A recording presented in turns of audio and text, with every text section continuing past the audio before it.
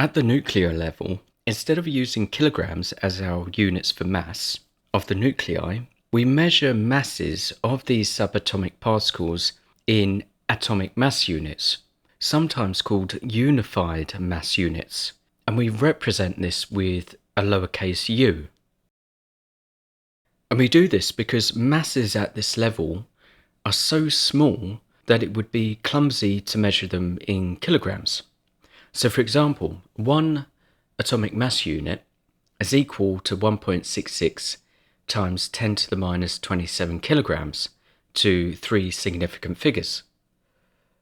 And one atomic mass unit is defined as being equal to 1/12 of the mass of a carbon-12 nucleus. And the 12 stands for the number of nucleons in the nucleus, so the number of protons and neutrons. In atomic mass units, the masses of individual protons, neutrons, and electrons are given here in this table. As you can see, the protons and the neutrons are much heavier than the electrons in atomic mass units and have values close to 1. With these figures here, we should be able to calculate the mass of any atom or nucleus. And would do this by simply summing up the number of nucleons in the nucleus.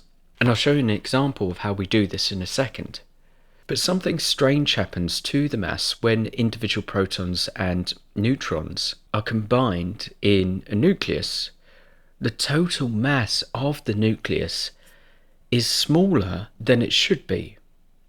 So let me show you an example of this. If we were to measure the mass of a helium-4 nucleus, so we got 2 neutrons and 2 protons, we'd most likely sum up the values of the individual protons and neutrons using the figures in this table here, and would get a value of 4.031882 atomic mass units, and would call this our expected mass for this helium-4 nucleus. But if we were to measure the actual mass of the helium-4 nucleus, we'd get a slightly smaller value, 4.001508 atomic mass units. When the protons and neutrons from the nucleus are pulled apart, they seem to gain mass. And when these protons and neutrons are fused together into a nucleus, they seem to lose mass overall. And the difference between this expected mass that we measured and the actual mass of a nucleus is called the mass defect. And the mass defect of a helium-4 nucleus is given here, where we subtract the actual mass from the expected mass. So let's try a question. Calculate the mass defect for a carbon-14 nucleus. The measured mass of this carbon-14 nucleus is given here. And I've given you the individual proton mass and neutron mass here. So first we need to work out the number of protons and neutrons in this carbon-14 nucleus. So the 14 here represents the number of protons plus neutrons in this nucleus. All carbon nuclei have a proton number of 6. That means that there's always 6 protons in a carbon nucleus.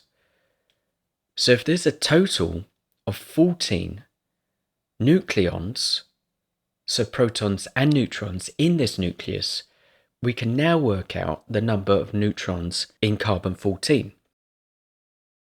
And we simply subtract the total number of particles in this nucleus, which is 14, by 6, the proton number, and we get a value of 8 neutrons.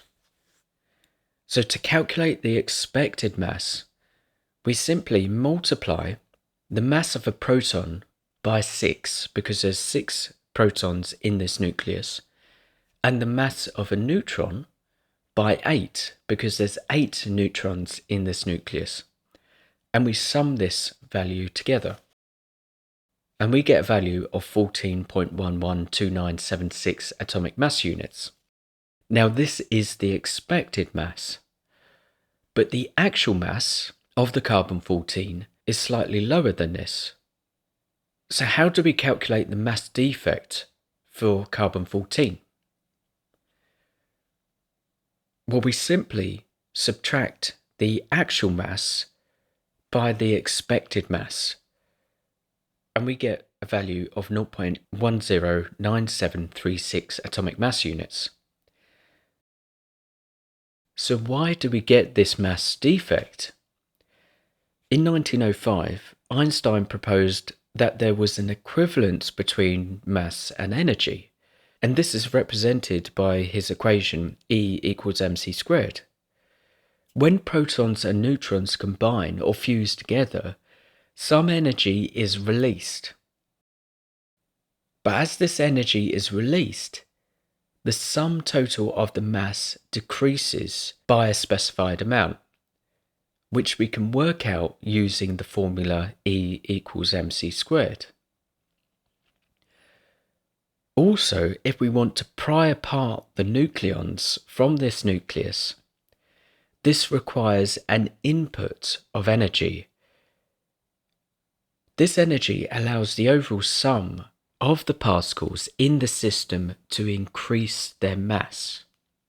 We can convert the mass defect of our carbon-14 nucleus in terms of energy using E equals mc squared. So we already know that one atomic mass unit equals 1.66 times 10 to the minus 27 kilograms to 3 significant figures. So we can get the mass defect of our carbon-14 nucleus in terms of kilograms. We just convert it into kilograms. This will give us our mass in the formula E equals mc squared. So to get the energy for this mass defect, we have to multiply it by the speed of light squared. And after summing all of this together, the energy equivalent of the mass defect for carbon-14 is equal to 1.64 times 10 to the minus 11 joules to 3 significant figures. And there's a name for this value, or for this calculation, for this energy, and we call this the binding energy. And the formal definition of the binding energy is the energy equivalent of the mass defect of a nucleus. It is the energy required to separate to infinity all the nucleons in the nucleus. Now, the joule is in fact rather inconvenient for nuclear equations, so we use something more convenient called the electron volt. And 1 electron volt is equal to 1.60 times 10 to the minus 19 joules. So in order to convert our binding energy of our carbon-14 nucleus here into electron volts, we simply divide this value here by 1 electron volt, by 1.60 times 10 to the minus 19 joules, and this will convert our units into electron volts. So we get a value for the binding energy for carbon-14 of 1.02 times 10 to the 8 electron volts. And we can simplify this to mega electron volts. And 1 mega electron volt is a million electron volts. So 1.02 times 10 to the 8 electron volts is 102 mega electron volts. And that's the binding energy for carbon-14.